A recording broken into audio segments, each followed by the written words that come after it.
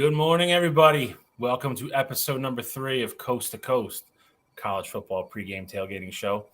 I am your host, Bill Shacross, and my two other hosts are going to help steer the ship with me again this week. First, below me this week. It's always changing the positions. Can't keep track of them. But I got my Buckeye brother from another mother, Mr. Cottrell Simpson. How you doing, buddy? Hey, I'm doing pretty good on this fine Saturday morning. I'm excited, man. Week two. It's going to be.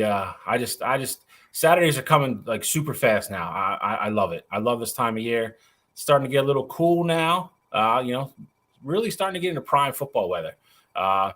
And I can't start the show without bringing in our West Coast boy, Mr. I Black Alex Elmore, holding down the West Coast out in Oregon. How you feeling, brother? Hey, I'm feeling good. I'm excited for this Saturday's games, and we're really just getting into the kickoff of the season, and I can't wait to go over some of these games with you guys and dive into last week. Absolutely. So, before we get into everything today, I'm just going to go over what we're going to do. So we got a lot of positive feedback on, the one thing to watch for, and I think that's going to become a cool little quick segment that we're going to do every week. It's going to get more intricate as we go here, as our teams start to play better football teams once we get out of, the non-conference walkovers. And then we're also going to introduce this week, we're going to introduce our college football eliminator. And that is going to be for the teams for, pretty much anybody in the top 25 that, consensus across the country from media, other platforms had a chance or maybe even an outside chance of making the college football playoff and win the national championship. Once they have a bad loss or anything like that, we're going to kind of move them to the pretender side. So we're going to introduce that this weekend just to give you a little bit of hint of where we're going after week one. And then we're going to get right into it right now. We're going to recap week one. And I don't think there's any other place we could start other than, down in Texas for the Fort Worth, home game for TCU against Colorado. And Colorado came in and handled their business, just like Deion said they were going to. I'm going to let my man Cottrell go first on this because he did pick them not only to cover but to win outright. So, Cottrell, I know you were smiling ear to ear as they kept going down the field and scoring and, making you look like a genius. So start it off, brother. What'd you see? What'd you like? What do we got going forward for Colorado here? So the one thing that I want to just kind of point out that Colorado has in their favor is they got a ton of weapons on offense. Obviously, we saw what Jimmy Horn could do on the offensive side. We saw Travis Hunter getting a lot of snaps. And, their running back was absolutely insane as well. And that's just glossing over the fact that their quarterback was starting his first ever FBS game in Shedeur, and he put up 500 plus yards in that game. I told you guys last week, I love the pace of what that Colorado team can do with Sean Lewis being their offensive coordinator. I can consistently see them having success on the offensive side of the ball. Not only because they have the skill level to do it, but they're running at a pace a lot faster than pretty much everyone. So I really feel like, Colorado is at a point right now where their offense is going great. And, I really think that they're going to have the ability to keep it rolling. So let me ask you this, because this is kind of something I thought about since Wednesday when we talked about it. Do you think it was more of a case that Colorado won that game or TCU kind of lost that game? So I definitely think it was more of Colorado winning it. And I say that not just because I've been high on Colorado, but I think, some of the things that happened in that game were, forced errors. Their quarterback making the decision in the red zone, that Travis Hunter interception, I thought that was a great play. As soon as they ran it, I was like, oh, they left the wheel wide open. And Travis Hunter just went and made an absolutely incredible play. Now, I do think, TCU did have some other, just lapse in judgment, things like that. Their other turnover earlier on in that game was definitely, one of those things that seemed like they closer to being unforced than necessarily considered forced. So I understand the idea that TCU lost it, but I don't think of it that way. I thought TCU played a really good game of football. And Colorado was just the team that every single time TCU had an answer for them, they would go right back down the field to get back ahead. So I thought it was a good boxing match, and ultimately Colorado just ended up on top. I tend to agree with you, and I think you brought up the one thing for me that makes me side in that direction that Colorado won the game, in that they answered the bell every time, and I think that is something that is important, and it builds character, and you get a kind of a big momentum swinging wing like that at the beginning of the year can carry a team. I mean, you have to remember these players are kids for the most part, and then the momentum is a big thing with kids. They can feel it, they can thrive off of it, they can build off of it. I thought it was a great opening statement win for Dion. And he said so in his post game, press conference. I agree with a lot of what he said. I think there was a couple things he kind of went a little overboard with, but I mean, it's Deion Sanders, so I'm not, that surprised. I mean, did anybody make a better premier, early statement than Travis Hunter? I mean, my Lord. I mean, what a game. You got to, as good as Shedeur Sanders was, I think Hunter kind of stole the spotlight, if that's even possible, for, a guy that threw for over 500 yards. I think the one thing that concerns me, and, I'm glad Alex is back because I want him to jump on this as well. Is it sustainable? Is it sustainable for them to continue to keep scoring in 2 to 3 minutes? I mean, let's be honest. That offense is going to be the strength of their team. I think we all agree on that. You know what I mean? So is it sustainable, though, for them to continue to throw that defense back out on the field that many times every game to continue to get in these shootouts? Because honestly, what it reminds me of, and again, I definitely want Alex's, point of view on this is, Cottrell, I don't know if you'll agree or not. They kind of look like they're going to remind me of USC from last year.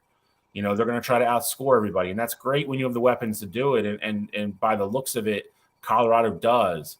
But eventually, you have that game where you're a little bit off, and then you're a little bit off, and then you're behind, and then you're chasing, and then it's, once you get that loss, like what happens? And they did that last year with Caleb Williams. It was constantly, they're winning 45-42. How sustainable do you guys think that is? Alex, go ahead. Yeah, I mean, it's a great question. I mean, coming from the West Coast, Oregon, and the Chip Kelly offense, I am very familiar with that fast-paced, up-tempo offense and the kind of pressure it puts on the defense. And that's honestly some of the reason why some of the Chip Kelly Oregon Duck teams didn't quite make it to the College Football National Championship game, was due to the fact that they would have injuries from overuse, and their defense was just on the field way too often. So we will kind of see how that plays out, and I really will touch on that later on in the show when we talk about them going up against Nebraska this weekend. But honestly, Colorado probably has one of the fastest offenses I've ever seen as far as play ends, on the ball, ready to go. They were one of the fastest I've seen. Obviously, Shedeur Sanders was an absolute stud with that 510 yards, 4 touchdowns. Everyone's kind of focusing on that. What I'm looking at, though, is the red flags on their defensive side of the ball. 0 sacks in the entire game. How many? I'm not really sure. I don't have the stats in front of me, but how many times did TCU drop back to throw the ball and you have 0 sacks registered? To me, that's a huge red flag, and that kind of worries me going into some of the teams in the Pac-12 that have a better pass rush than TCU does, that have a better offensive line. It's going to give like Bo Nix, Caleb Williams, and Michael Penix time behind that line to pick apart that defense, and we'll see what kind of shootouts they're going to get into later in the year. But yeah, that's kind of my takeaways from the game that I saw. But we will see if it is sustainable. I think that once they get that first loss on them, I think they might have to change up their style a bit. But we'll see. So let me ask you this. I want both of you to answer this as well. So I think in the beginning of the year, I think everybody previewed the Pac-12, and depending on how you fell on it, I think it was a consensus though that it was probably either going to be USC, Oregon, or Washington, and I think you could make a case for Utah, and especially after week 0, their win over Florida. I think that argument could get a little louder. But nobody said anything about Colorado. How real are they as a contender after watching that game? Like, can they upset one of those big 3? Like, can they be in it? Like, let's say this: how surprised would you be, say, beginning of November, 4 weeks to go, that they're in it? Me personally, I wouldn't be too surprised. I think that showing against TCU, that showed me that they can play with those, bigger schools. Now it's a lot different going up against Chandler Morris as opposed to going up against, Bo Nix, Caleb Williams, and Michael Penix Jr. And that's no slight to Morris, but those quarterbacks in the Pac-12 are just on a higher level. And so I do think that a lot of this will, of course, be, dependent on that Colorado team staying healthy, because not just, their pace of play, but they're not really that deep. If you saw a lot of that game, most of their guys played, pretty much, whether it be offensively or defensively, or in the case of Travis Hunter, both sides, their guys played pretty much the entire game. There wasn't a big rotation like you might see at like a Michigan, Ohio State, or, even Oregon, where they're throwing out 5-6 different receivers, things like that. Colorado had their core 4 guys, and they were just kind of rotating them through.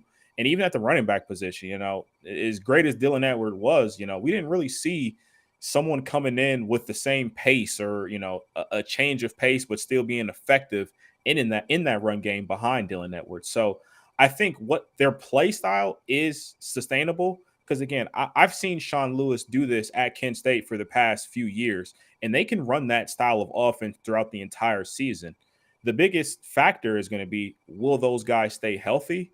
And, the other question mark, I think, is, when are these other schools going to start to figure out, what that Colorado offense looks like? Because this was their first week. I'm sure TCU really didn't know what to expect. This is Prime's first week being with that Colorado team in a real game setting. So now that there is some film out there on them, the biggest question mark for me is, our team's going to start to figure out their tendencies and understand what that Colorado offense is running. And as far as your question, Bill, will I be surprised if Colorado is still kind of in the mix come November?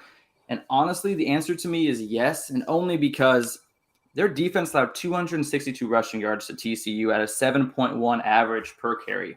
You come against a team like Oregon or Oregon State, you're going to get ran into the ground, and they're going to control the clock. Your offense is not going to get as many chances, and 1 or 2 turnovers, that's going to be the entire game right there. So in my opinion, Colorado is a great team. They're going to upset some people's seasons, but until they strengthen up that run defense, I don't see them being real contenders. I think the other thing too that I kind of just wanted to throw in there as well is that, as good as the Pac-12 is, I think Oregon State was a team who, I thought of as a sleeper. I think Oregon State can win, maybe a game or two that they're not supposed to win. I think the Pac-12, in my eyes now, I think that's a conference that has the potential to really beat up on each other. Games that coming into the year, I wasn't expecting a Washington to lose. I think there's a possibility that, Washington can go out there and lose 2 or 3 games. And if Colorado can stay, 2 losses or less, I think that gives them a shot to be in there. Now, with that said, just kind of looking ahead here, I'm not expecting them to beat a Washington, a USC, or even an Oregon at this point. But I think the way that the Pac-12 is really showing out so far, going 13-0 in week 1, I just think those teams are a little bit better than what I was originally giving them credit for. And I think there are going to be some unexpected losses this year because the Pac-12 is showing out so far. All right, so let's just for fun here. Later today, they have Nebraska. I think there's a good chance they win that game. Everybody agree with that? Good chance. Following week, they have Colorado State at home. They're going to win that game. Yep. So that will send them into 3-0. That following week, the September 23rd weekend, they go to Oregon. I think they're probably in the top 20 by then. Oregon's probably still creeping around, the top 10. I think that is the week we find out. Their season, honestly, is going to be back-to-back weeks. They play Oregon after. They're at Oregon September 23rd. The following week, they are home against USC. They don't have Washington this year, though. They miss Washington somehow. So after that, they're at Arizona State, home to Stanford, away at UCLA, home to Oregon State, which, again, depending on how they play, the next couple of weeks. But to Cottrell's point, DJ and that crew looked really good last week. Home against Arizona, at Washington State, and they finish at Utah. Last week of the year in November, that will be a horribly tough game to win. So, I mean, based on what you said, it sounds like they have their 4 hardest games of the year. 2 of them are going to be home, 2 of them are going to be away. So, if they are, serious, they got to find a way to win one of those road games and then take care of business at home. So, I mean, the ball is going to be on their court. We just got to see how they respond. Yeah, I mean, I'll be really curious. I think the TCU game helps them a little bit with at least going to Oregon and maybe not being overwhelmed, even though Oregon is not an easy place to play. But that USC game the following week, I think, is kind of the make or break week for them. But all right, so I mean, we handled the biggest splash of the week. I don't want to call the next game the biggest dud per se, but the Bengals got sent back to the Bayou crying. Florida State, LSU. Beginning of the game, it looked like it was going to be everything it was advertised. Back and forth, big blow after big blow. They had turnovers on almost consecutive plays. Actually, was it consecutive plays? I can't remember. It might have been. But the second half came out.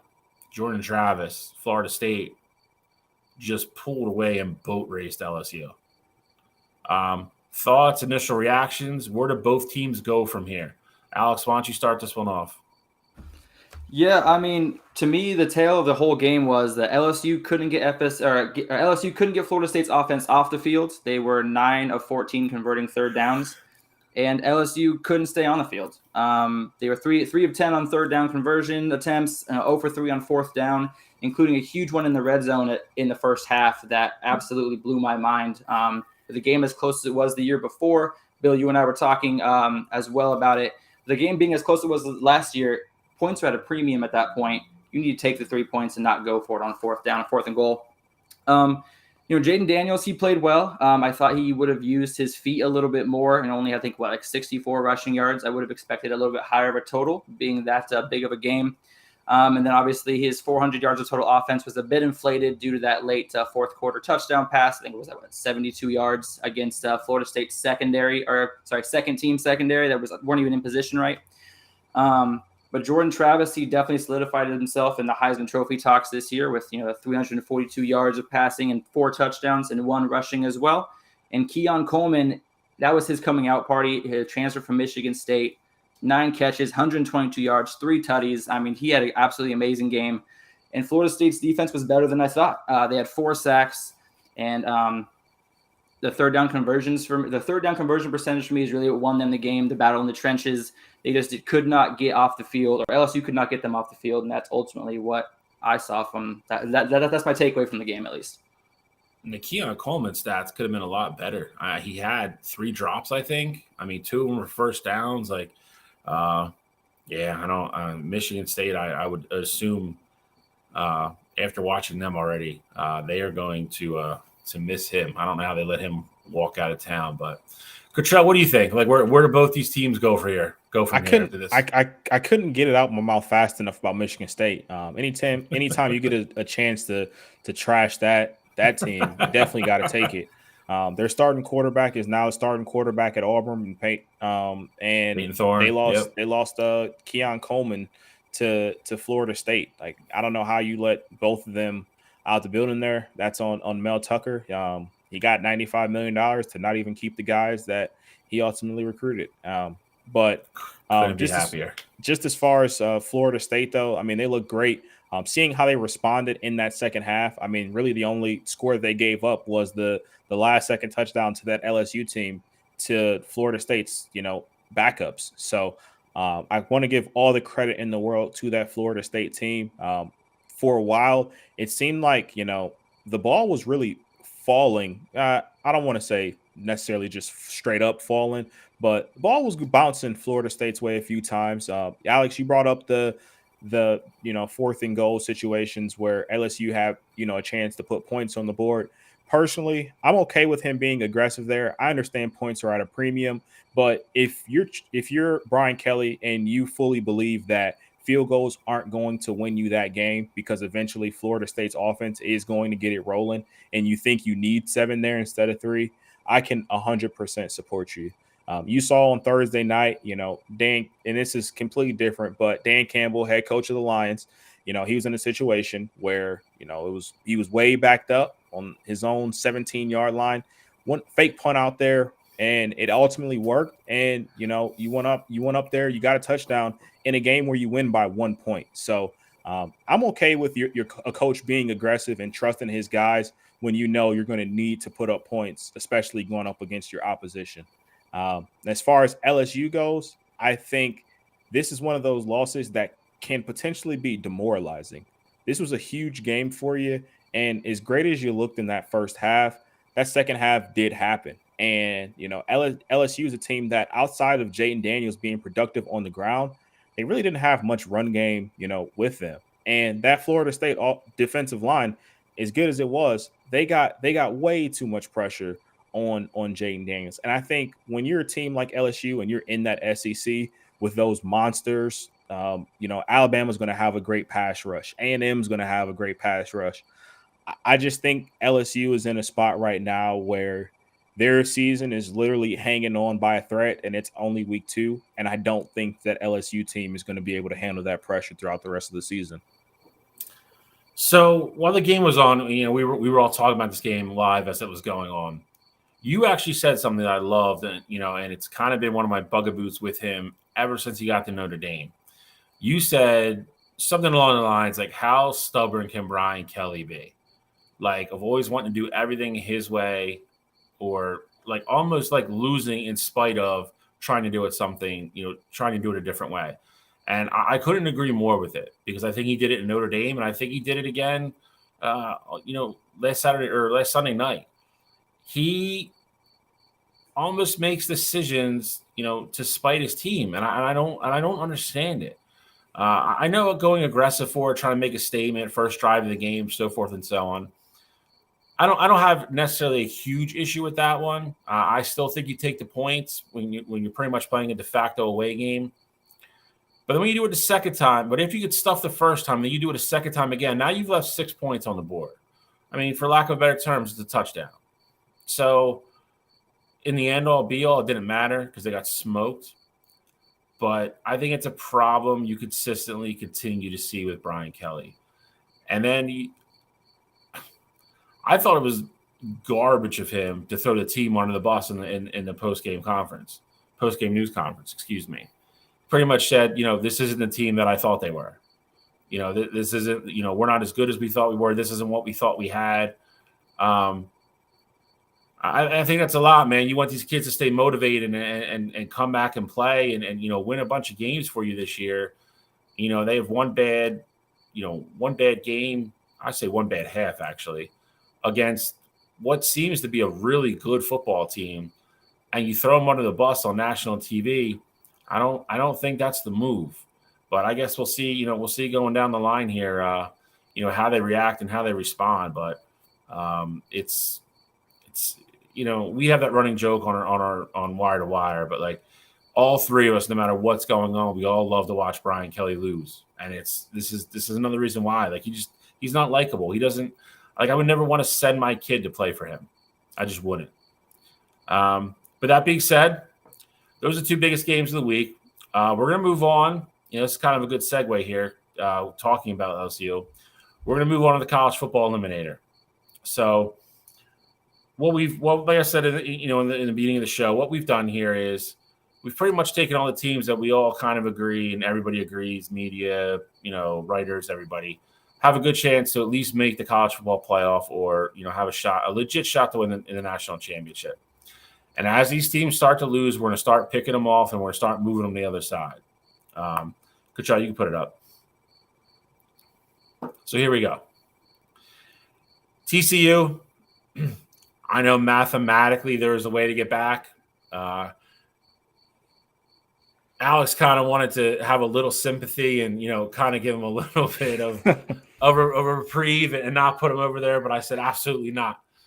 They're done. I tried. You did try. I just don't know. Listen, Colorado's sitting there 10-1 at the end of the year. I mean, I kind of get it, but at that point, they would still have a head-to-head. I just don't see any way TCU works their way in there. So they're done. If Colorado wins the Pac-12 championship and TCU takes care of business the rest of the way, you're telling me there's not a way for them to get in. They can get moved for sure. They can get moved back over for sure.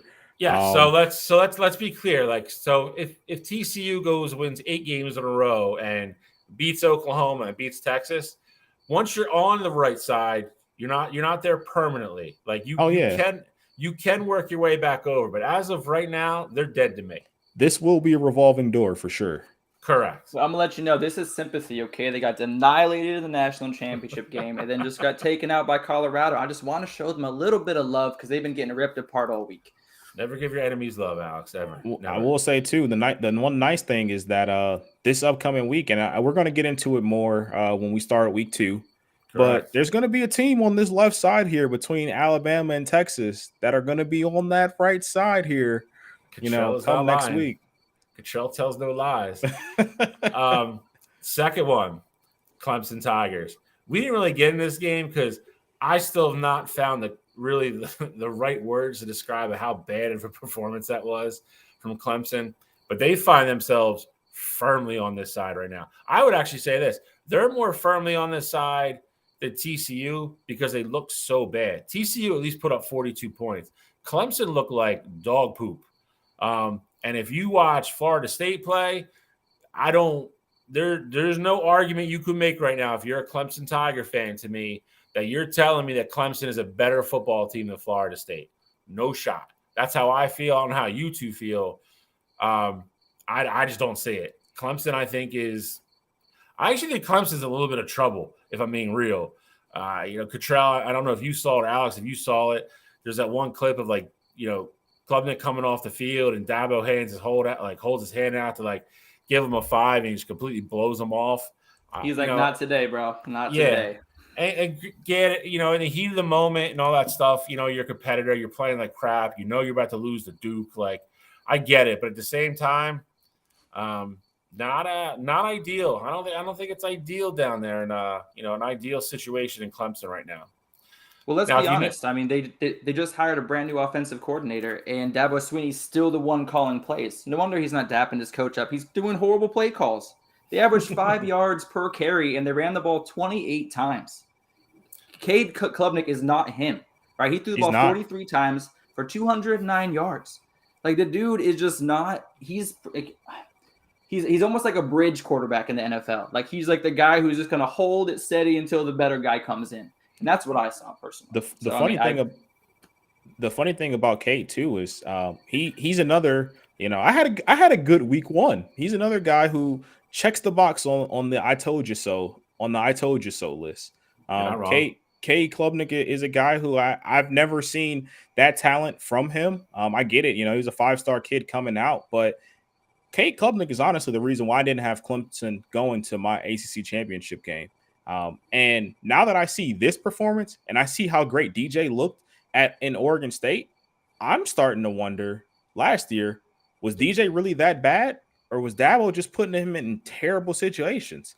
I understand, Dabo's not out there physically throwing the ball for him. But, I mean, I saw how bad Cade looked last week. And I saw how good DJ looked in a new offense where he was free as a bird. And, he was getting everything done. So I'm just saying it brings a little doubt in my mind now. Is the Dabo magic, is it up? Is the time running out on it? I would hot. Yeah, I see. I don't think Dabo's seat ever gets hot enough to where he gets fired. I think there's a chance Dabo retires. He has been very outspoken about the NIL and transfer portal and all that stuff. I just don't think he likes the state of college football right now. And I don't think the way he likes to run his program, it is not ideal with what's going on outside, the outside world of college football right now. And some things I hate to say, some things I tend to agree with him. Others I don't, though. But again, we're actually going to address that later in the show as well. So I will save my comments for that. But that being said, I drank the Cabe Kool-Aid. I gave him a second chance. And this is why you don't give any sympathy to your enemies, Alex. He made me look like an ass on my own show. I picked Clemson. Not only didn't it cover, they lost by 21 points. He cost me my goddamn parlay that I put Clemson in, everything. He's dead to me. He's on the pretender side, and that's where he's staying for a while. Now, you see the little LSU Tiger in the bottom down there. They're not necessarily a pretender right now. They're kind of in limbo. It's kind of like, you don't know if you're going to heaven or hell yet. They're in limbo. Now, I say that because there's a very clear path for LSU to get back. Now, Easy. You got to run the table.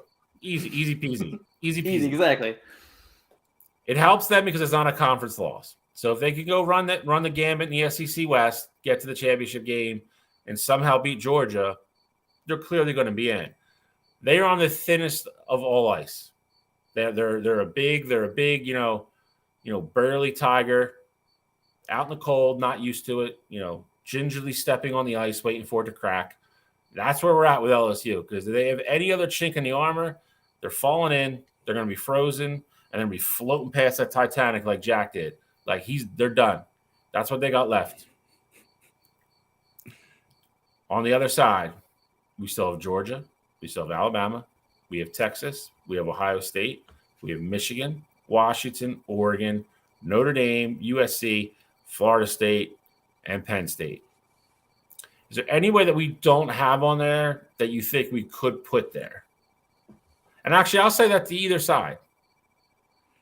I mean, I think, team-wise, like just, again, based off of where we're at right now, I think two teams that could be on the contender side because they're going to have the ability to make the college football playoff. Texas A&M, I know they're down at like 23, so I'm perfectly fine with them not being there yet. And then the other team would be Utah. I think Utah, they've shown you that they can play, still, and they haven't had, their starting quarterback in Cam Rising. And, we're going to see Utah fully on display in that Pac-12. I'm not expecting them to be a true contender, but I'm just saying I think they've earned a little bit more of my respect seeing what they did last week to Florida with their backup quarterback. Alex, what do you think? Yeah, I mean, for me, I think everyone's there. I can't think of anybody off the top of my head that would be an off-the-wall contender. And like I said, I still think there's a chance TCU comes back. No, but in all seriousness, I think the contenders list is perfectly fine. I wouldn't add or take anybody off. I think you nailed it. Alex, I'm starting to feel like you're an undercover Horned Frog fan, dude. It's the purple, man. It's the purple.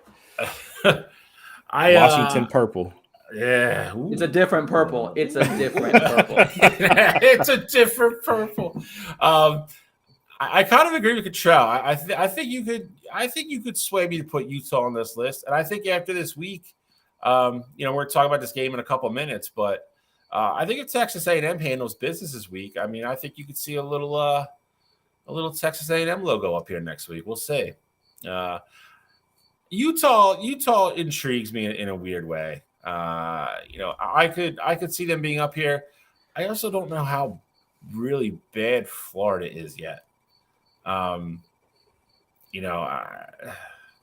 already put Billy Napier on the hot seat alert. I was the first one in the country to do it. But I think I got to see Florida play again too before I really anoint Utah.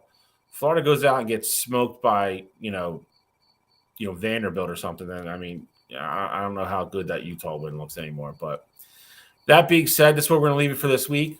TCU, Clemson, you are the dogs this week. LSU, hanging on by a fingernail, man. By a fingernail. You got a long road to haul. So what we're gonna do next is we're gonna do one big thing. If you didn't watch last week's show, number one, go back and rewatch it. And number two, what it's gonna do is, we have three distinctly different favorite teams. You have me and Cottrell in the Big Ten. I'm a Michigan fan. Cottrell is a fan of Ohio State, and then Alex obviously is an Oregon Duck super fan. The Ohio State. Dude, you're lucky I even said Ohio State. Don't be begging. You idiots tried to trademark that too, and it got thrown out. No, it didn't.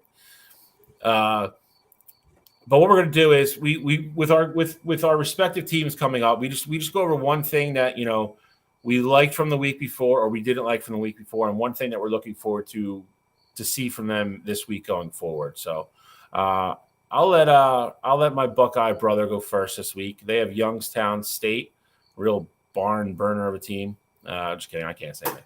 So I was gonna say you have some nerve. But they have Youngstown State this week at the old Horseshoe. So what do you got, Cottrell? I mean, one thing like last week, the running back situation seems to have taken care of itself. Travion didn't look great last week, but they played about 4 guys in that rotation, and all of them seem pretty comfortable running the ball. Of course, I want to see Kyle McCord improve, but with this game being against Youngstown State, I really did want to go in a different direction here. My one big, because I think this game is going to be over by the end of the first quarter. I think they're going to go up pretty early, and so not really too much to talk about there. I did want to just kind of spotlight one thing though, staying in the Big Ten that I know you guys aren't going to talk about. For me, it's going to be Wisconsin and them traveling to Washington State for that game.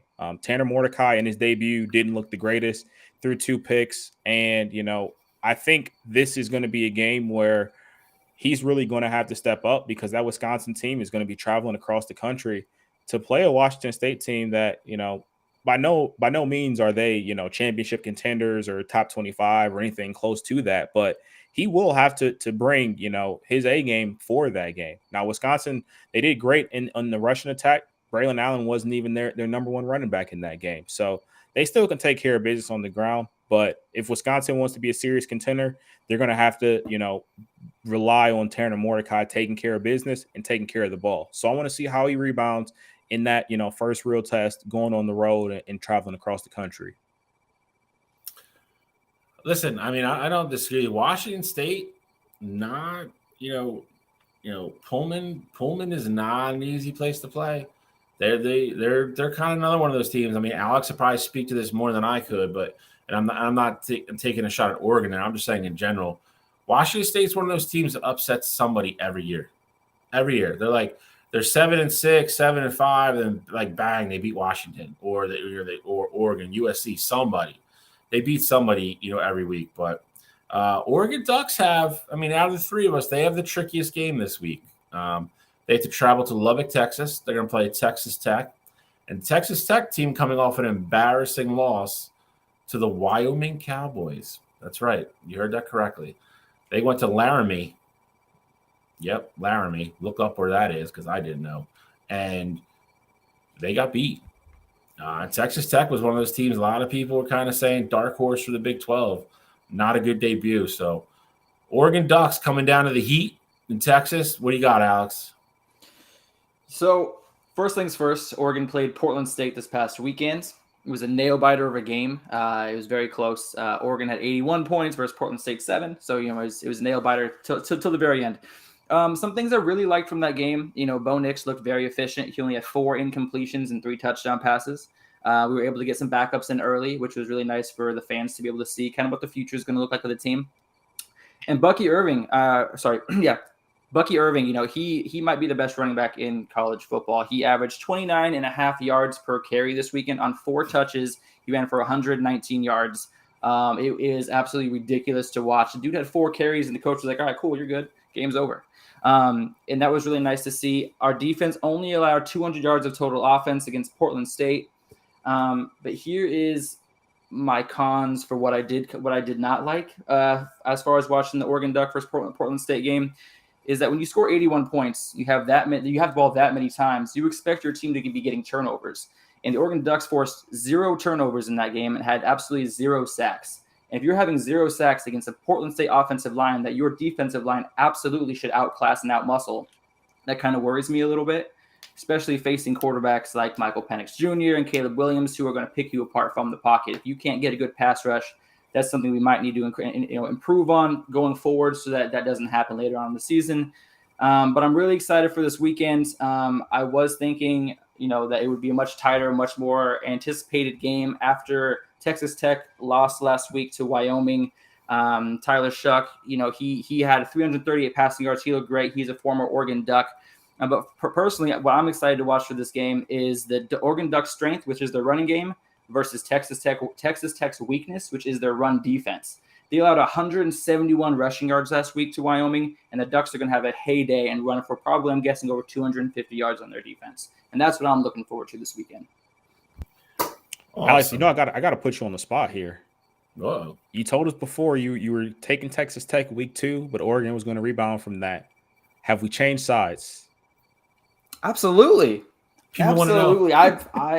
I have seen what's coming up this weekend, and there is zero chance that Oregon loses this game. I mean, Texas Tech, they are going to try to bounce back. They got a chip on their shoulder. They're going to come out swinging. I think it's a very close first half. But come second half, the Oregon running offense is going to wear down the defense and ultimately run all over them. Bucky Irving's going to go for 3 touchdowns, and Bo Nix is going to throw for another 250, maybe 3 touchdowns as well. And Alex got Oregon going to Lubbock and put them 70 apparently again. 77. I'm getting a lot of push-ups for that Duck. So Michigan has UNLV this week.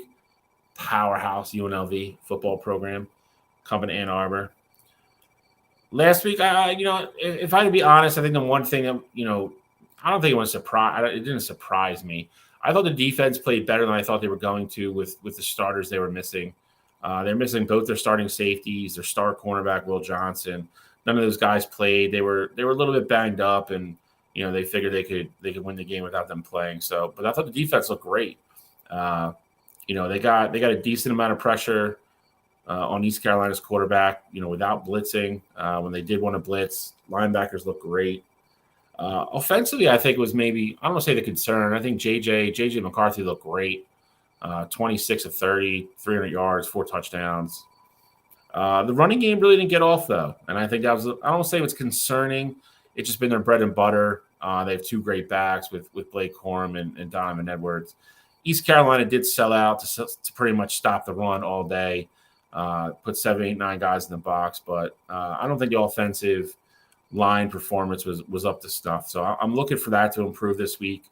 I think they have their starting 5 finally settled out. They have the 2 Stanford grads, transfers in. They're going to start at center and right tackle, respectively, along with Zentner and Keegan. And left tackle, I think, is a little bit still up in the air. But other than that, I thought they looked good. I mean, for East Carolina is by no means, I don't want to say a pushover.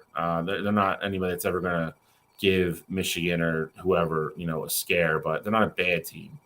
UNLV should be the starters should be out at halftime. And if they're not, then it's probably a problem. So I'm looking for more cohesiveness in the offensive line. I think JJ's gonna have another big game.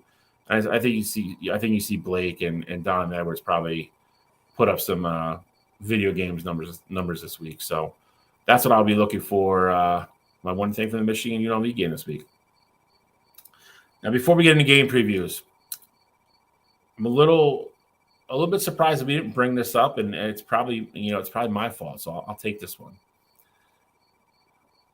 Next year, Alex will be a part of the same conference as me and Cottrell. His Oregon Ducks will be joining the Big Ten. I need your thoughts and your reactions and kind of your crystal ball, predictions, like how you think you guys are gonna do in the Big Ten. Yeah, I mean, ultimately, the move to the Big Ten is going to help as far as recruiting goes and opening up a portal on that East Coast where a lot of great talent comes from. And for me, our play style, which is a run-heavy, quick pass offense, I really like our play style transitioning well to a lot of people's concerns. Oh, you guys are West Coast teams going to cold weather, into cold weather games like Michigan or Penn State in late October, early November. Well, our play style of running the ball down people's throats, that's going to carry over nicely. I do think it might be a couple years before we are competitive just because it is a whole different style of game. If you watch a Pac-12 football game right after a Big Ten football game, you'll see a huge difference as far as offensive styles, defensive styles, and how coaches are coaching the players. So I think it will be a couple-year learning curve. I don't think it's going to be like, we have losing records for the first 2 years. I think it's, we finish third overall or, have 7-win season and 8-win season. And so we get our recruiting up to where we're able to compete with the size and strength of those Big Ten schools. And I think within 5 years, we'll be competing as far as for a Big Ten championship. And that is, or whatever they call the conference, of course, at that time. And that's my honest opinion as far as how I think it will play out. I think the one thing that I think would have benefited you guys, and controllers, I think it would be really nice for Oregon to be able to join the conference next year with, like, if Bo Nix was still there per se. I think the Big Ten going in and trying to break in the same year while breaking in a new quarterback, I think that's going to be tough. Depending on who you talk to at USC, I think USC is going to be in the same boat with Caleb Williams leaving. Apparently, maybe he doesn't want to go to Arizona. I don't know how much truth there is into that. But, yeah, I mean, if you can run the ball, I mean, I think I don't know Cottrell's point of view on this, but, I think you have to be able to mix up the two, but be efficient in both. And I think that's probably playing football anywhere, but especially in the Big Ten come, late October, early November. You go to some of these places and the weather is crap and you're not going to be able to throw the ball 45 times. I look at, obviously, we're probably the extreme to the one way and we run more than anybody. But I even look at like Ohio State, when they had Justin Fields and CJ, now Kyle McCord, they had Travion Hendersons, they had J.K. Dobbins, those guys that if they were playing in bad weather, they could just turn around and hand the ball 25 times and win football games. So it is important, and I'm curious to see, like, I don't think Chip Kelly's offense is going to work if he's playing November 11th in Penn State. I don't think that's realistic to think you're going to go into Happy Valley in that weather and throw the ball 50 times. That's just my opinion. I think it's going to be interesting. Cottrell, what do you think? I mean, I think the biggest thing, and Alex touched on it, which is, I think kind of surprising to hear he's already got the mindset, but I think it's going to change the way you recruit. I do think that, Oregon, they have a style that they like. They like those guys that are very versatile. You can line them up, at running back, receiver. They're dynamic guys in kick return. I think it is going to change the way that they recruit and the athletes that they ultimately go after. And, I think Oregon and not even, just Oregon, but USC as well. They do a good job of hitting the transfer portal. So I do think if you're a team like Oregon, or even, USC next season, if you can go out there and steal a quarterback that's, maybe underperforming or, just needing a change in scenery, I think that can, very well be on the table for you. I told you guys that I'm not a believer in Cade Klubnik, but, let's say this is a horrible season for that Clemson team and there really is trouble in paradise and he doesn't like a guy like Dabo as his coach. Could I see him joining, a USC or an Oregon team to believe in them, but still play that high level competition in the Big Ten? I could see that. And it's a guy coming over from the East Coast. And I get it. The weather's better down there in South Carolina where Clemson is at. But, Cade's going to have to go play some tough, colder weather games, traveling to Pitt and things like that. So I think there will be options that are going to be available for them to hit the portal. I think that the portal is going to be their best friend. But I 100% agree. I think there will be a couple years, just play style wise for, those Pac-12 teams, as great as they are. I do think I hate saying like this, but I do think the physicality and the way that the game is played in the Big Ten is going to beat up on those teams, at least early on. I agree. I mean, Alex, worst case, Graham Mertz might be available to transfer. I mean, you can always, always ask no, thank him. you. I think they would take me at quarterback over him. The only thing I would say about the recruiting is you are 100% correct. You just have to also realize there's a flip side to that now, though. Like you are, the Pacific Northwest is not a hotbed probably for the Big Ten.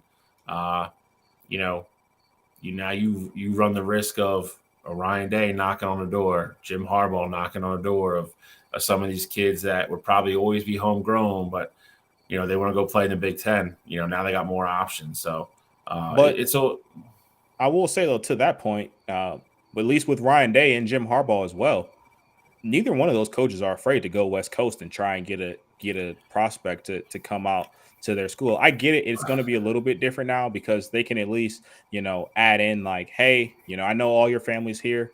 We're going to be over here once, twice a year playing. Your Yep. team, your teams that are closer to home, so your family will still be able to see you. I get that that's the selling point, but the one kind of nice thing, and even James Franklin is in that mix as well.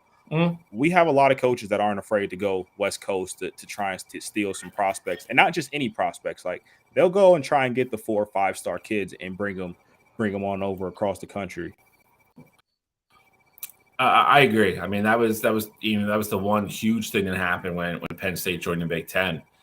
Penn State was always, Pennsylvania in general was always you'd have always a trickle out of Ohio State or maybe some went to Michigan.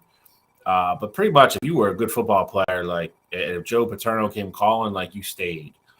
But it also, over time, like you started to see it, like you started seeing more and more PA kids on an Ohio State roster, on a Michigan roster, on a Notre Dame roster, that never used to happen. So it does change. But at the end of the day, I mean, it makes it all, it makes it more fun. It really does. So. But we're going to get it, we're going to switch gears here and we're going to go into the game previews for the week. We have 5 for you this week. We're going to save the big one for last. Just throw up the little updated rankings here. Let everybody see those. It's some of it's wild. If I'm being completely honest here, I'm 100% fine with Florida State making that move ahead of us. I don't know what argument you could give me that Florida State shouldn't be at 2. I mean, I wouldn't even really be that mad, but I agree with you. I agree with your premise is. They by far and away have the best win on anybody so far. So if you want to move them up, I mean, I don't know how you justify putting them just ahead of Ohio State and not ahead of Alabama. And then, like I said, if you really wanted to put them in front of Michigan, I think there's a great case to be made for that as well. I don't get it. I don't get it.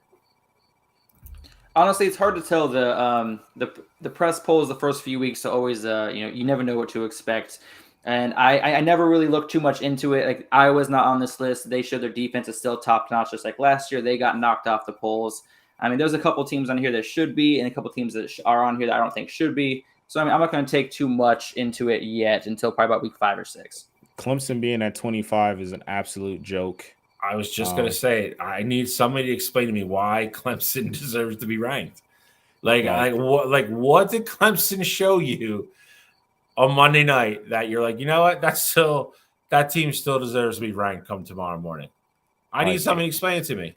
Like I need one damn thing. Give me one solid point of why Alex, they should be ranked. I understand that you're not thinking too far in advance here, but Oregon being at 13 is, I get it. Everybody ahead of them, still held serve and are still undefeated, but you throw up 81 points. I don't know how I'm still sitting at 13th in the country. That's why I'm not taking it too personal, because that's disrespectful. All right. Disrespectful. But like I said, I'm not going to, because this week, I think we're going to see a couple teams ahead of us possibly fall, and that'll change things up next week. So next week, I expect a little bit better of a poll for myself, at least. Well, one way or another, you got to see one team fall behind you. Absolutely. As long as you take care of business. Yeah. You're moving up at least at minimum spots. 1 spot. Yeah, no matter what. Correct. But hey, it's a great segue. Let's get into it. Game previews, week 2. We will start. Let's start for the Battle of the Cornfields. We're going to go Iowa State Cyclones versus the Iowa Hawkeyes. And I believe this game is in Ames. So it's Iowa State will be home. Yep. Iowa State, after 2 years ago, they had that kind of magical run with Matt Campbell and almost making the college football playoff. Last year they were not good, and this season, not quite sure what they are yet.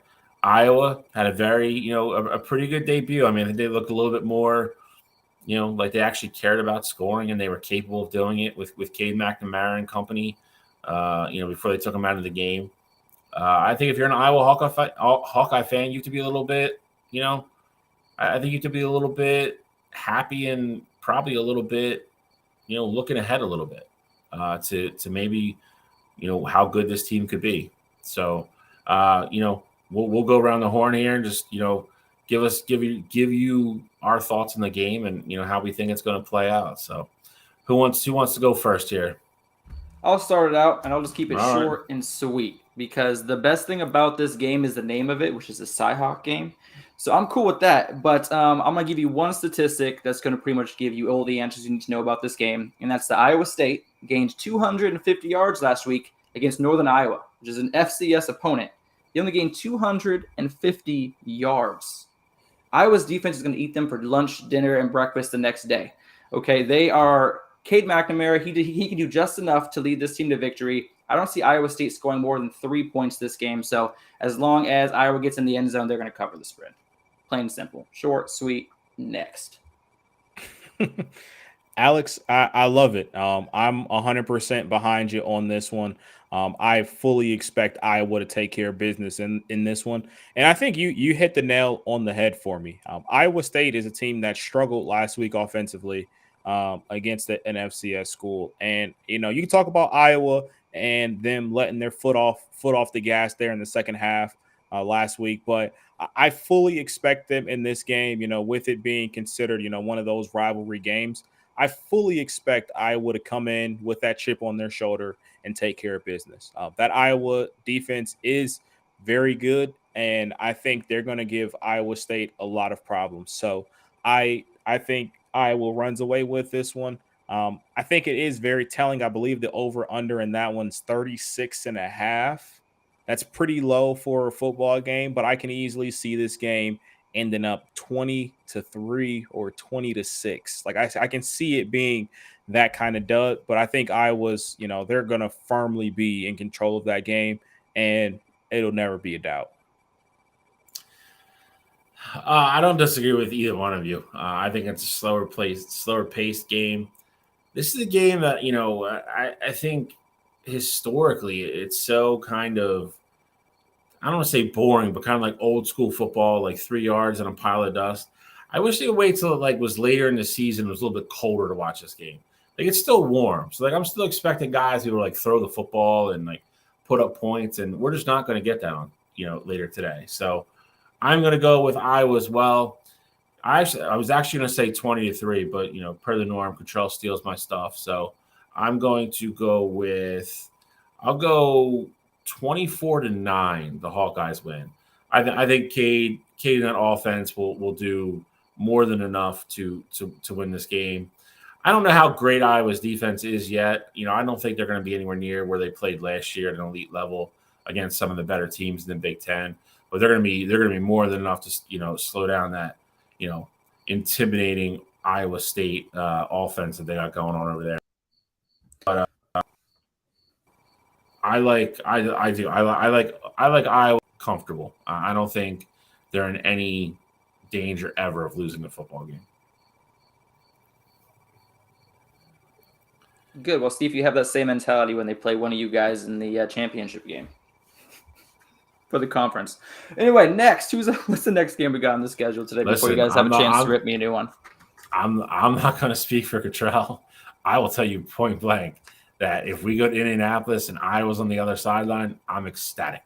That's all I'll say. I will be happy. I'm not going to lie to you.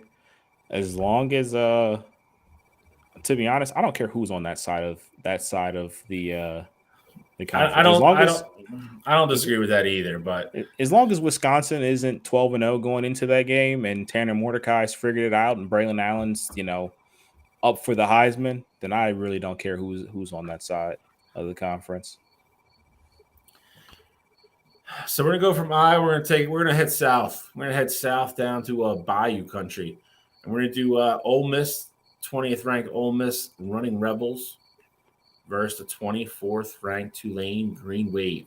The teal turf game is in effect here. What do you guys think? Yeah, I mean, plain and simple. Now that you mention it, I actually would probably put Ole Miss onto that college football eliminator contender side. I actually really like what I saw from Mississippi last week. Jackson Dart, 334 yards passing, 4 touchdowns, only 5 incompletions. I mean, dude looked amazing. And did you guys see the Lane Kiffin press conference after the game? He is terrible with press. So just want to throw that out there. I was watching earlier today, and I was like, man, that dude's bad with the press. But no, and honestly, the best part about Ole Miss going into this game for me is that they haven't even shown their true offensive prowess. They didn't even use Quinshawn Judkins last week. He had 13 rushing attempts, which is the second fewest carries he's had in a game in his entire career, and he had 60 yards and 2 touchdowns. So this is the guy that ran for over 140 yards against Alabama last year. So I expect them to hand him the ball. Jackson Dart's going to do what he does, and he's going to share the ball around the field to Trey Harris, who had a fantastic game. Is it school record or was it college football record for 4 touchdowns in a single game? Do you guys know? He had 4 touchdowns last game. I'd say it's probably a school record. Yeah, probably a school record. That's what I thought too. I forgot which one it was. But he had 4 touchdowns last week, 6 catches, 133 yards. He's stepping out. But I think all my eyes this week are on Judkins, and I think he's going to have over 100 yards. Tulane is fantastic. Their offense is very efficient. Michael Pratt only had 1 incompletion last week, 14 of 15. But the problem is that they're only averaging 3.7 yards per carry on the ground, and Ole Miss is going to run the ball down their throat. They're going to control the clock, and ultimately I think they're going to definitely cover the spread. I'm looking at a 2-touchdown game between the two with Ole Miss covering. Listen, I'm going to say this. I think Tulane's going to be up for this game. I mean, this is about as big as it's going to get, with an SEC and a bigger named SEC team coming to town and having a home game. But for me, you mentioned the name that's going to matter, which is Jackson Dart. I think he's going to be the best player on the field. Not taking anything away from Tulane. I think with the way Lane, schemes up his offensive game plans, he is take him for the weirdo that he is, and kind of questionable things he does, outside of of coaching per se. But he's very good at drawing up a game plan and getting the ball into his best player's hands, and he's very good at it. So I think Jackson Dart has another big game. I am not going to say 2-touchdown win, though. I think, Ole Miss's defense is still leaky at best, if you want to go there. I will say Tulane stays in this. I think they give the home crowd a show and give them something to be hopeful for going in the fourth quarter. I'll say 33-27 Ole Miss.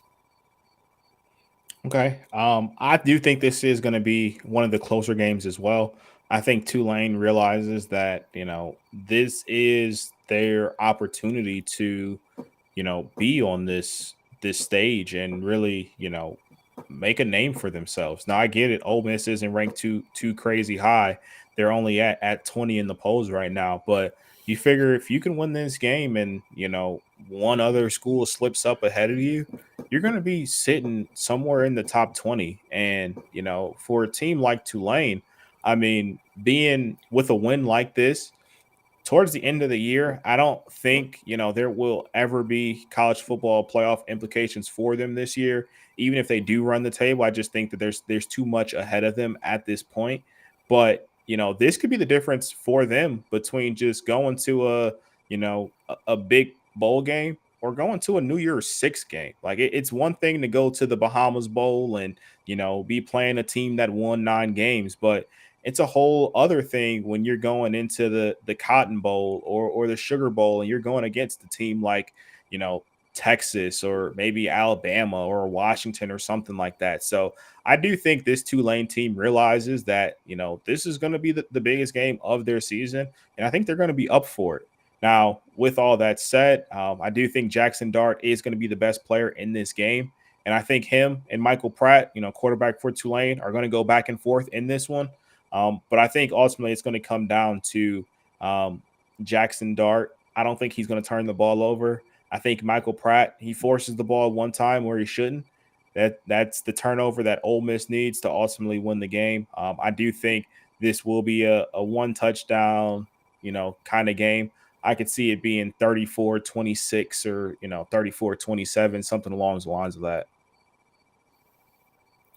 Yeah, I mean, I think that's going to be an entertaining game to watch. I mean, honestly, if you want to turn it on later, I truly believe if you're a football fan, that game will not be boring. I think you've too much skill on both sides, on both offenses there, and I think they're going to chuck the ball around the yard a lot, and I think you're going to see quite a couple big plays there. So that would be fun. That would be entertaining to watch. That would be the opposite of Iowa State. So, I mean, you could take your pick. If you like old school, when your grandfather, used to tell you how they played football in the backyard, watch Iowa State. If you want to watch exciting, Sports Center highlight type stuff, Tulane, Ole Miss is probably more your cup of tea. We're gonna head a little bit northwest now. We're gonna go back out in the Rocky Mountains here. We're gonna go to Boulder, Colorado. Talked about this program earlier already. Deion, this is gonna be a big game now. Deion Sanders and the Colorado Buffaloes have new head coach Matt Rule and Nebraska Cornhuskers coming to town. I will go first on this one because this one is straightforward for me. I'm not going to say too much because I might be picking this game later. I understand there's questions about Colorado's defense. And I understand that Nebraska, along the line of scrimmage anyway, is going to be a more difficult test than TCU probably was. That being said,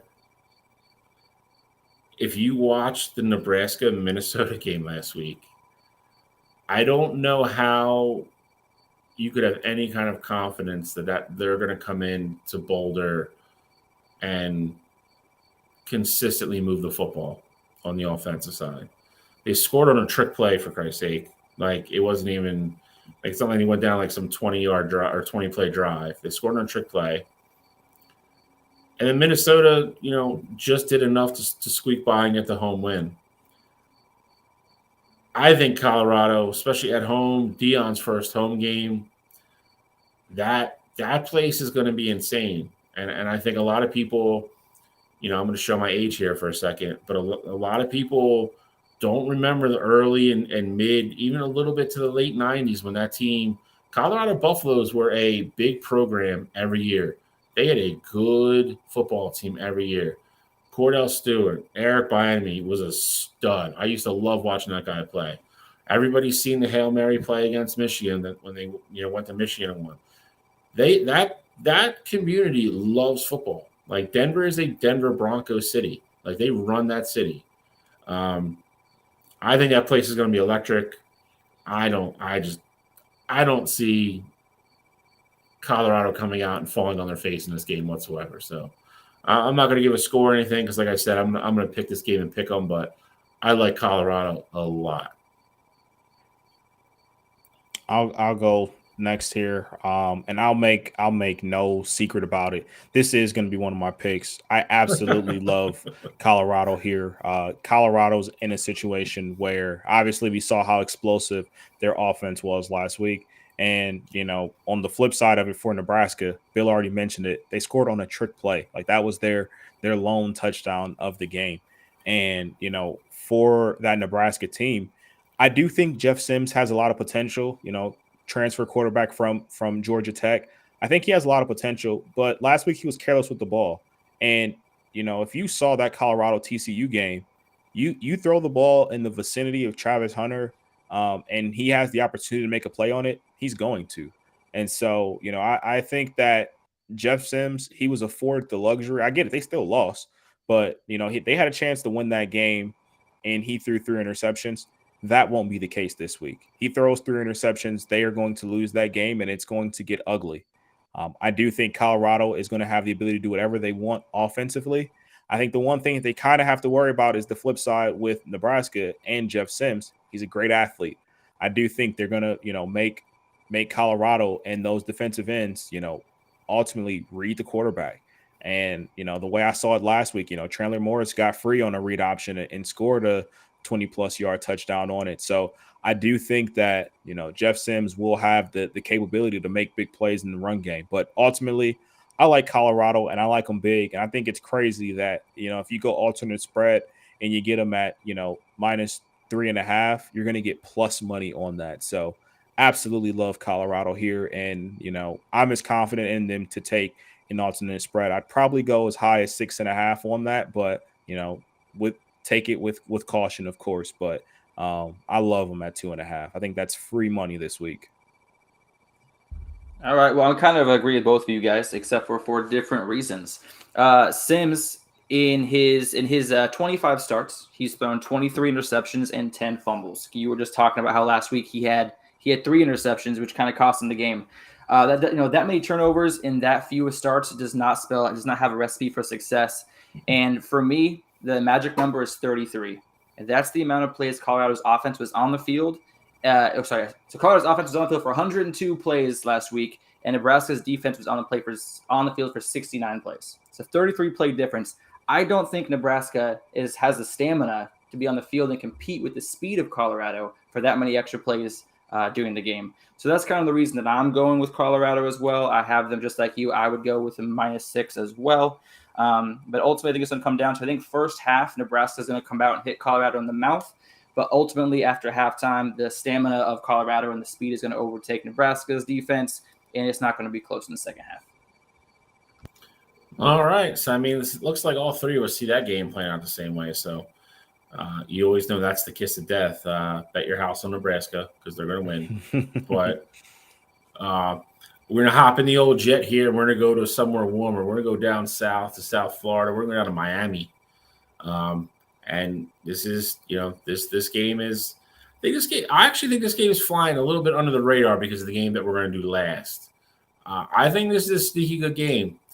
And Cottrell already mentioned about putting the Aggies on the contender list. So they get a victory Saturday at Miami. This would be this would definitely be a big step to getting them on the board. So Texas A&M Aggies at Miami Hurricanes, Hard Rock Stadium. Place will be jumping hopefully later today, and it's a big game. I'll let Cottrell go first here because he's a huge Aggie guy this year. But what do you think? So I'm rolling with Texas A&M here. I do think traveling to Miami. I do think that will be a big game, and I think that the Hurricanes will be up for it. I think Connor Wegman and company, they had the opportunity to really showcase, what they're about this year. I think that was a great, first tune-up kind of a game for them. And I get it. New Mexico is nobody, absolutely horrible FBS program. But, with that said, I thought it was a great tune-up for that offense. You got a guy in Evan Stewart who was a 5-star kid last year.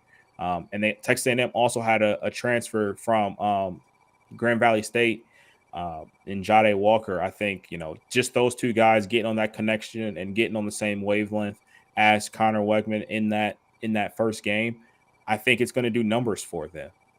Ultimately, I think Texas A&M's offense is going to be what wins them this football game. I think Tyler Van Dyke is going to have to go back and forth with that A&M offense, and they're going to score at least 31 points. And I don't think Van Dyke is going to do that with that Texas A&M defensive line breathing down his neck all day. So I like Texas A&M to win this game. Alex, what do you got? Yeah, I'm on the same page as you.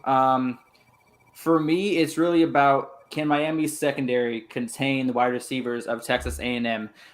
They got Kinchins and Williams in their secondary, and those guys are great. But the problem is they're very aggressive. They have to take chances to try to force turnovers. And last year they had 15 passes go for over 40 yards. And last week against a far inferior opponent, they allowed 4 plays for over 20. Going to have a field day offense, and I think honestly the front seven of Texas A&M is going to manhandle Miami. I'm not a huge Mario Cristobal fan. Ever since he left Oregon, he's kind of on my never cheer for his team list, along with William Taggart. So, it's kind of a little bit of a partial pick. However, the numbers speak for themselves. Miami thinks that they're back. Last week, they put it to Miami of Ohio. I couldn't even find that on the map of Ohio if you gave me one. So, that really doesn't really hold much water for me. And I am looking for Texas A&M to put a whooping on Miami and kind of bring them back down to earth. Anytime you need anytime you need Van Dyke to win the game for you, it's not going to spell a W for your team. It's in Oxford, Alex. Okay, Miami of Ohio is in Oxford. Thank you for the geography lesson. Now I'll make sure to put that on my map back here, right there. Wait, almost had it. Yeah. So I'm going to agree with both of you. I think Texas A&M is the better football team. I don't think, on paper, I don't think you could argue that. You got Connor Wegman and company, rolling into Miami. I feel like they really need this statement win. I think they really do. Because again, I think a lot of people were surprised they were ranked as low as they were to start the year. And I think some of that is a little bit of I'm going to say backlash, but kind of a hangover from them being so highly ranked last year and kind of falling short of all expectations. The last thing that Alex mentioned to me is kind of where I get stuck on this game, because I think Miami is more than capable of winning this football game. But has Tyler Van Dyke really ever had that wow moment? Has he ever had that, when the going gets tough and you absolutely need a big throw or a big drive and he's come through? He was part of that crazy, quarterback controversy for a couple of years, and he kind of came out the other end of it. It's undoubtedly his team now, but he still hasn't had that wow moment. And you're asking me at this point then to bet on him having it Saturday against a team that's very talented on the defensive side of the football, like A&M is. I agree with Alex. I think up front, I think A&M is going to be way more physical. I'm not going to say they're going to bully Miami per se, but that Miami offensive line has been an issue for the last couple of seasons. There's a part of me that really wants to pick Miami because I just feel like this is almost the gift of the game. Like if you're betting it, because you just look at it and you were like A&M would have to win. Like they're just better. But Miami's not an easy place to play. It will be hot. Not that they're not used to that in Texas, but you get that really thick, humid weather down in South Miami. I'm going to go with A&M though. I'm going to go with my brain here and not my gut. I think Wegman makes just enough plays. I think 4.5 is probably a really good spread because I do think it's a close game. I would even venture to say there might be a time in the fourth quarter that Miami has a chance to win this game and they don't. And that kind of harps back to I don't know if Van Dyke has it in him. So I'm going to agree with both you guys. I'm going to go with Texas A&M. I think they win a very close game later on. And, I think this is a very good football game. And to your point, too, this game, it was 4.5. It's been bet all the way down. The Texas A&M is only 3-point favorites now. So a lot of money has been coming in on the Miami side and moving that line down. So people really think that Miami's gonna take care of business. It'll be interesting. Again, that will be a game I'll be keeping my eye on later. I will definitely be watching that and seeing how everybody's playing. But it's again, I think if you said this game was 10 years ago, this would be the game of the week by far. These programs are still both kind of on the track back up though. So, but it's time to get to the main course. It's time to get to the big one, the one that everybody's gonna be talking about. Hopping on the jet, we are going to Tuscaloosa, Alabama. Bryant-Denny Stadium will be rocking. Texas Longhorns versus the Alabama Crimson Tide. As of right now, I believe it's still 7 points. Alabama's -7. I think Nick Saban has some crazy record. Like the last 10 years, he's lost 2 games in that stadium, 2 or 3 games, something like that. This is Texas's revenge shot. I'll go last on this one. You guys can pick who goes first, but I I think it's going to be a hell of a football game. I really do. Yeah, I mean, I'll just get it out of the way here real quick. I mean, Texas versus Bama, this is kind of the game I've been looking forward to. I'm not going to tell you my pick up front, but let's just say where I was looking at last week has changed. So if we would have done this segment last week, we would have had a different pick. But after a full week of games, I now have a really good kind of assumption of how these teams are going to perform this week. And for me, it's really going to start up front with Texas's offensive line. They allowed 3 sacks and 8 negative plays last week versus a Rice defensive line. And if you want to compare apples to oranges, Rice's defensive line versus Bama's defensive line isn't even close. So to me, that tells me that Alabama's defensive line is going to try to really put a lot of pressure on Ewers, and he needs to find a way to get the ball to Xavier Worthy and Mitchell on the outside and let them work. Problem is they can't live on that on their quick screenplays. You know, you're not going to be able to get down the field on a well-coached Alabama defense that way. And another thing that really kind of concerns me is the secondary for Alabama is one of the best in the country itself. You know, with Kool-Aid McKinstry and Caleb Downs back there, and in Texas last week wasn't able to convert a pass over 20 yards, and that's not going to change this week with that Bama secondary. And to me, Jalen Milroe's legs and the Alabama pass rush are going to be the difference. And I do have Alabama covering. I do think they're going to win 32-24. Ooh. Last week, it would have had Texas winning. But after watching how Texas kind of struggled to begin with, their offensive line giving up that many sacks and negative plays to a team that's far inferior compared to the Bama defensive line they're about to see, for me, was a no-brainer. Trell. Yeah, so I mean, for me, I think the big thing is that, Texas, we saw it last year. Last year they had a tune-up game before they ultimately went to they had the home game against Alabama. And you saw it last year. They didn't really get up for that first game of the year. They run up against the Louisiana Monroe team, and they ultimately won by a large margin. But the offense wasn't clicking on all cylinders yet. And, I said something when we did our preview of this Bama and Texas game last year was that, I think Steve Sarkisian is a smart coach. I don't think he wants to put too much out there on film where, Nick Saban has that ability to really know what's coming. And you saw it last year, that those first couple drives while Quinn Ewers was healthy, Texas came out and they punched Bama in the mouth. Now, I fully understand your point, Alex, about Texas and them giving up some sacks to a much inferior Rice team. But I do think that, there is something about the game being against Rice and then traveling to Tuscaloosa and playing that Bama team. Like, I think this week you're going to get the absolute best out of that Texas front. And I've said it for a year at this point. I do not believe that this Alabama Crimson Tide team is anywhere near as good as the rankings say that they are. I don't believe they're the third best team in the country, and I think when the season's all over, they're going to be outside of the top 10. And I think this is going to be their first loss of the year. I have Quinn Ewers going down to Tuscaloosa, taking care of business, and I think they make life tough for Jalen Milroe. I get it, great athlete, can move around very well with his legs. I think the Longhorns are going to have something for him, and they're going to try and make him throw from the pocket. And, unlike last year, I do not believe Jalen Milroe has it in the tank to save him like Bryce Young did last year.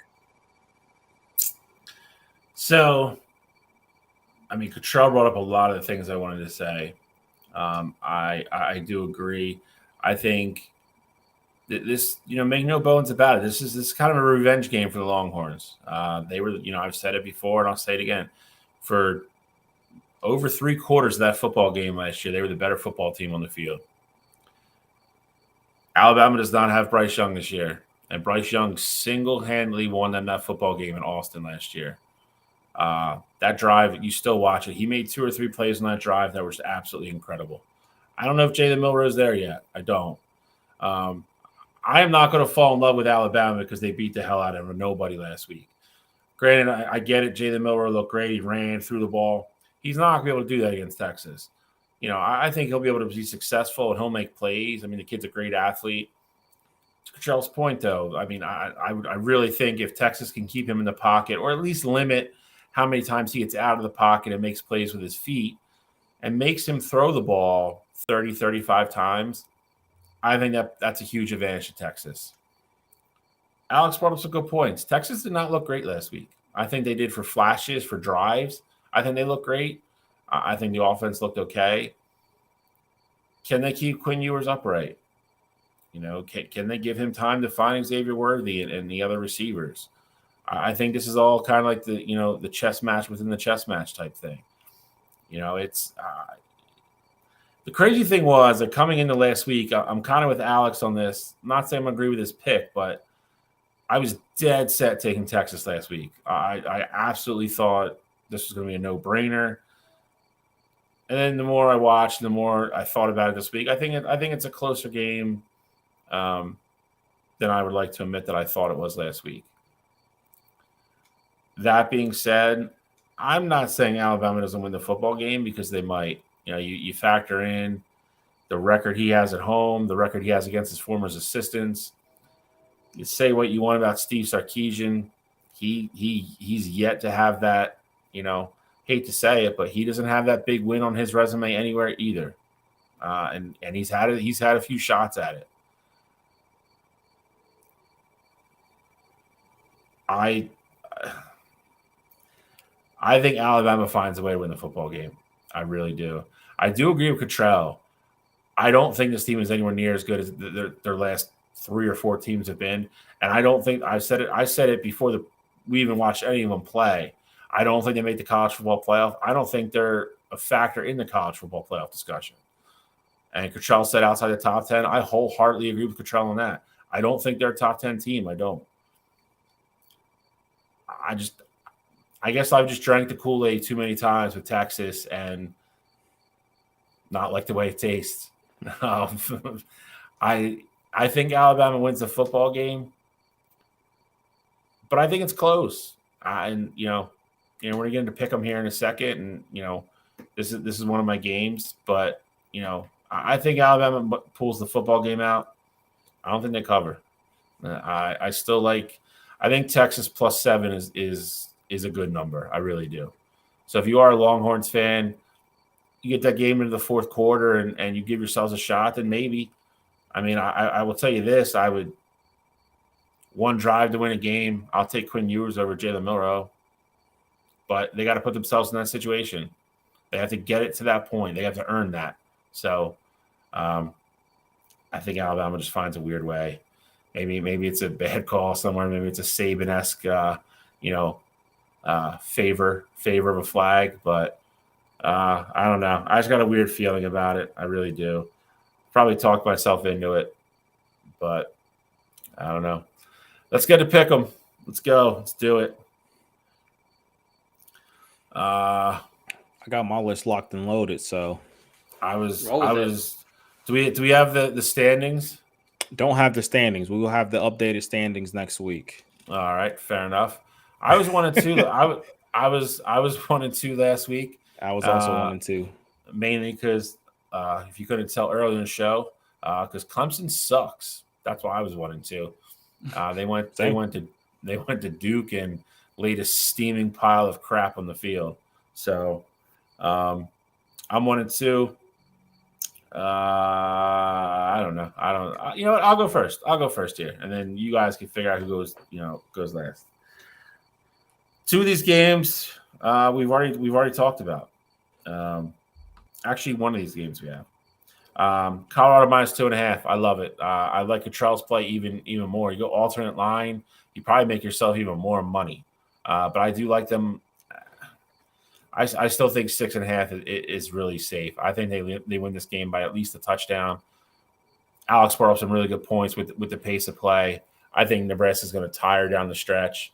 And if you do that with the guys Colorado has outside, Shamor Sanders throwing the ball at home, Deion's first home game, that whole school is balled in on Deion Sanders, and as they should be so far. I like Colorado big at home, big, but I only got to win by 2.5. Sign me up for that all day. Second game, I'm going to throw somebody here a bone. I'm going Oregon -6.5 at Texas Tech. Texas Tech's got problems. They got problems on the defensive side of the ball. Oregon's going to come in there. I think the big knock against Bo Nix for a while was he couldn't win the away game. I think he's come out of that a lot, and I think he's playing way better on the road since he's been in Oregon. I think they go on the road again. Run game always travels, and I'll say that all the time. They can go back. They're going to go to Texas Tech. They're going to rely on that run game, play action, quick screens. They're going to do their thing. I like Oregon minus 6.5. I'll take it because I think they're more than a touchdown better than Texas Tech. Last game I'm going to pick, Oklahoma minus 16.5 gets SMU. I think Dylan Gabriel looked really good last week. I think Oklahoma looked good in general. I like the offense. I think the defense has definitely improved, which we knew it was going to under Brett Venables. SMU is struggling. I mean, their quarterback is in Wisconsin. They're kind of a transition year right now. Going to Norman, not an easy place to play. That place will be rocking as well. So I'm going to go Oklahoma minus 16.5. Love that. My super dog, and I actually just noticed this went up a point, so I love this even more. I got App State plus 19.5 against UNC. I think UNC coming off kind of a big emotional win against South Carolina. I think, App State's not a bad team. They're one of those non-Power 5 teams that are kind of always around. I'm not saying they go into Chapel Hill and win the game by any means, but I think they keep it close, make it somewhat uncomfortable for the Tar Heels a little bit, or maybe Tar Heels get off to a slow start. Appalachian State always has good athletes offensively. They love to run the ball. So if they get a couple long sustaining drives and keep the ball out of Mays, D Mays' hands, I think the game could get interesting. Again, I don't think App State wins, but I think they keep it within the spread. So that will be my super dog for the week. Those are my 3 picks. It looks like I'll pick. We're gonna go eye black Alex here. West Coast going number 2 here. All right, perfect. So we're gonna make this short and sweet. My first pick for the week is gonna be Notre Dame 7.5 over North Carolina State. I think this is Notre Dame's first real test, and I think Sam Hartman's going to come out and show everybody what Notre Dame is truly made of this week. So I like to play that one first. Like I said, Notre Dame 7.5 over North Carolina State. My second pick, kind of like Bill over here, we got Oregon minus 6 against Texas Tech. Bucky Irving is going to go off on the Texas Tech defense this week, and I think it's going to be definitely a 2 to 3 score game. I was hoping this would be a little bit of a better game in order for the Ducks to kind of solidify their resume, but it is what it is. My next pick is going to be a different pick than anyone else probably anticipated me picking here, but I have Tulsa plus 32.5 against Washington. True freshman Cardell Williams last week went 13 for 14, 233 yards and 3 touchdowns. His number 1 wide receiver, Marquise Shoulders, had 132 yards receiving with 2 tutties. Obviously, going up against Michael Penix Jr., it's going to be a shootout. I do not think that Washington is 33 points better than this Tulsa team, who's going to come in with a chip on their shoulder, underrated. They're just going to go balls to the wall in that game. And I do think that Cardell Williams is a name you will hear further into his career. He has a great arm talent and great decision making. And then for my final pick and my super dog, I have Western Michigan against Syracuse at 24.5 points. I have Western Michigan winning that game. Last week, they had the ball for 38 minutes for the time of possession and ran the ball for 339 yards. Against Syracuse, they're going to go ahead and run the ball down their throat, try to control the clock. And Jalen Buckley, who went off for 30 rushes for 194 yards last week, is going to introduce himself to the college football world when Western Michigan goes into Syracuse and takes care of the Orangemen. And that's my super dog pick. Okay. All right. Well, I want to keep mine, pretty brief here as well. First pick, giving you free money here. Colorado minus 2.5, home versus Nebraska. I've said all I need to say about that game. I think Colorado rolls, and I don't think it's close. I go alternate line. I'm taking it at minus 6.5. If you want to play it safe, be my guest. But Colorado minus 2.5 there. A game that's kind of flew under the radar, and I'm still confused looking at the spread. I got Utah minus 7.5 at Baylor. Baylor just lost last week to a Division II team, and Utah took care of business against Florida. If my math serves me correctly, Utah is much better than any Division II team in the country.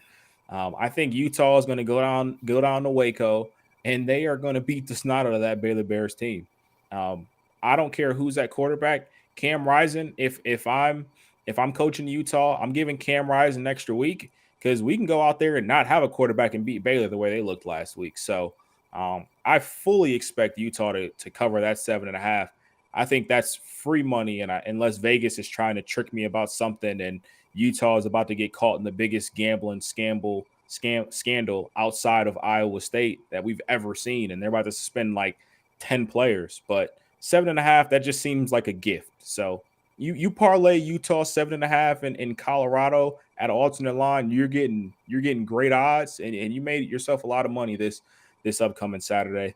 And then my last pick is a game that we already talked about. I took it at 4.5 on Wire to Wire. I'll take it even more now at 3. Now it's down to 3. I like Texas A&M going down to Miami, taking care of business. I think Texas A&M is the better football team, and I think they're better on all sides of the ball. I think their offense is going to ball out, and I think they're going to make Tyler Van Dyke uncomfortable. So I love Tyler Van Dyke to win that game. And then my super dog this week, I'll take Stanford plus 30 at USC, rivalry game. And, I just think Stanford is one of those teams that plays USC tough pretty much every go round. And so I do like Stanford to cover. I don't think there's ever going to be a shot that they win, but USC has shown you that they'll give up points to anybody. So I think Stanford will find a way to keep that game within 5 possessions. All right, gentlemen. I like it. We've had a really fun show, as always. A lot of information, a lot of good back and forth. I do want to end the show on a little bit of a, not a downer or anybody by any means, but a little bit of a serious discussion. If you haven't been following what's been going on with the Tez Walker situation, they finally had a final, judgment on it, and they declined to give him a waiver so he could play this year for North Carolina. This has been going on they've been going back and forth for a while with this. North Carolina did everything in their power to get him eligible.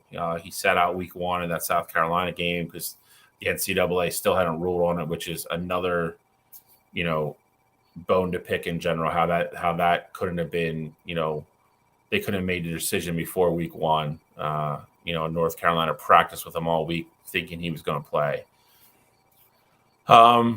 If you watch Wire to Wire, you've heard me and Cotrello numerous times rail against the NCAA and how much we don't like them and the way they govern, sports in general. But the Tez Walker situation is kind of disgusting to me, and I'm going to say this for a number of reasons. And again, by any means, whenever you guys want to jump in. If you're not familiar with Tez, he started at NC Central and then transferred to Kent for 2 years, Cottrell. I believe 2 years. Decided to transfer back home. He has a well-documented history of mental health, issues, and he's done, and to his credit, he has always sought help and tried, all kinds of things to keep him on, a straight and narrow path. And, for all accounts, a very upstanding young man who's battled, a bunch of, personal demons per se.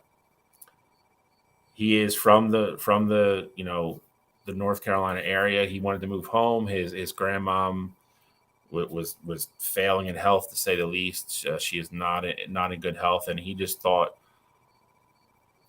after everything considered, it was best for him to go home and be around family. And if he's going to play football, be at a program that was close to home, that he would, be able to always go home and see his family and, again, help with his mental health issues. The NCAA, in all their wisdom, declined his transfer waiver eligibility. So now he has to sit out a year. Now, if we were going, you take a time machine and go back 4 or 5 years before COVID, this was the norm. And, I think depending on who you are or what you thought, you either thought that system was right or it was wrong. But, that was the norm. This wouldn't have been a big deal 5 years ago.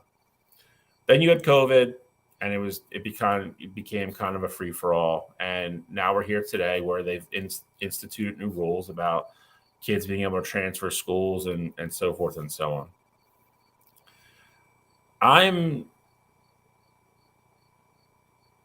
I think disgusted is the right word for me. I have no faith in the NCAA anymore. They continue just time after time after time to get these things wrong.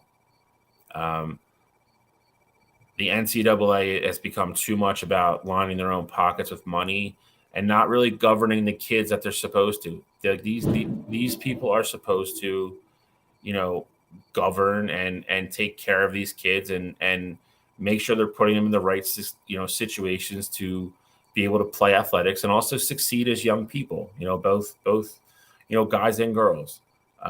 This kid did everything right. He sought help. The craziest part of the story to me actually is you had both the administrations from both NC Central and Kent State write 5-page letters to the NCAA saying, let this kid play. Like, that's how good of a kid he is. Like, this kid is well aware of his situation and what he needs to be successful and how mature he is for, tackling his mental illness head on. And they still declined it. He now has to sit out for a year. I've never really had an issue with Mac Brown. I'll say that. His statement is, I think, the most succinct, on point, just tear down job of the NCAA that I've ever heard, and I couldn't agree more with every single word in his statement. The NCAA they failed this kid. There's no other way to put it. They've absolutely failed this kid. You look at these, there's schools that literally rebuild their entire program every year through the transfer portal with guys that are in there for the second, third time. I hate to say it, but like you have JT Daniels guys, Dylan Gabriel, these guys are on their 6th, 7th, year of eligibility, and they keep getting cleared. And this kid just wanted to play closer to home so he could take care of himself and his family. And they said no. This is the hill they decided to die on. It sucks. I don't know what else to say. Like, I didn't really know who Tez Walker was before all this. I'm glad I know who he is now.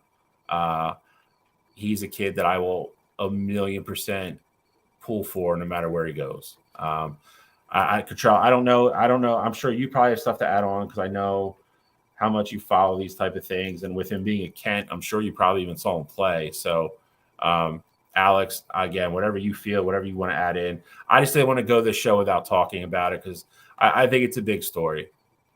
I mean, I think the one thing that I definitely want to add in is the fact that, think about it logically here.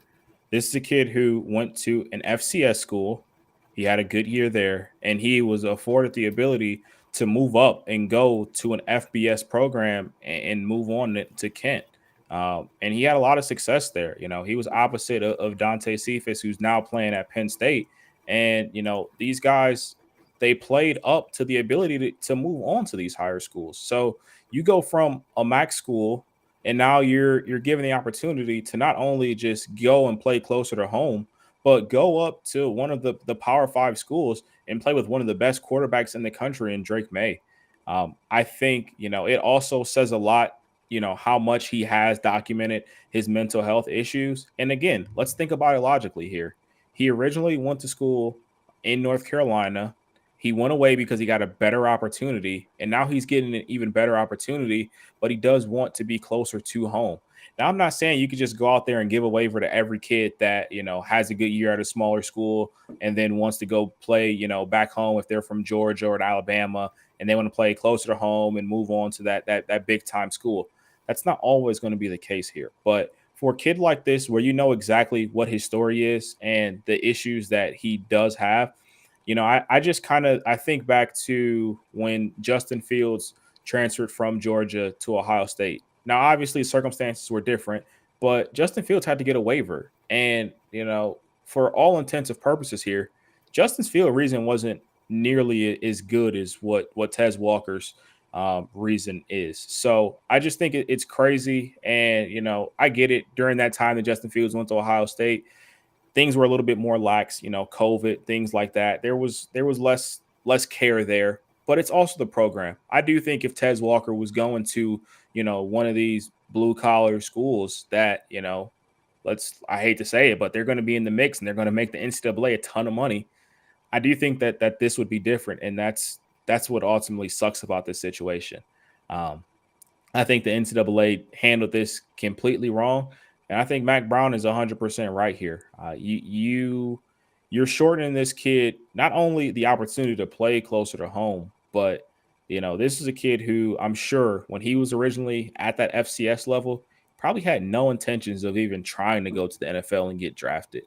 And now he would have had the opportunity to play with one of the best quarterbacks in the country who's not going to be there next year. So it's not just hey, you got to sit, wait your turn. I mean, you're taking a lot away from this kid right now. So, and North Carolina's gonna have a special year if they keep living up to those expectations as well. It just sucks all around in the NCAA. They handled it honestly exactly how I expected them to, just because I know how poorly that organization is run. But it still sucks nonetheless. Yeah, I mean, I was really not too aware of the Tez Walker situation, so you brought it up in our, earlier in the week talks for the show. And, to me, it just seems like the NCAA is trying to make an example. But I think they're picking the wrong situation. Mental health is not something to joke around about. It's something that it's on the forefront of our community and our nation as far as a subject and topic of discussion. And I feel like this is not a good look for the NCAA. And I know they say no press is bad press, but this does not look good.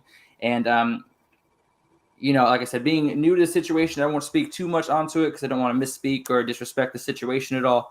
But I think there are a few situations that waivers should always be allowed. And something like mental health or a family member's health is one of those situations. So shame on them. And, it'd be interesting to see how this plays out moving forward. And I'm pretty sure we probably haven't heard the end of this. Yeah, I mean, I guess this is going to continue. I don't think there's anywhere else they can appeal to, unfortunately, which is another whole debacle with the NCAA that we'll get into at a different time. But again, I didn't want to end the show on the negative note by any means. But again, I just think it was a major college headline this week, and I didn't want to not address it because it's just a damn shame. I really don't know what else to say. I hope something changes, and I hope somebody with some damn common sense gets involved and somehow they let this kid back on the field. But it doesn't look like that's going to happen right now. So we are about roughly 12 minutes to kick off. So we got to get out of here.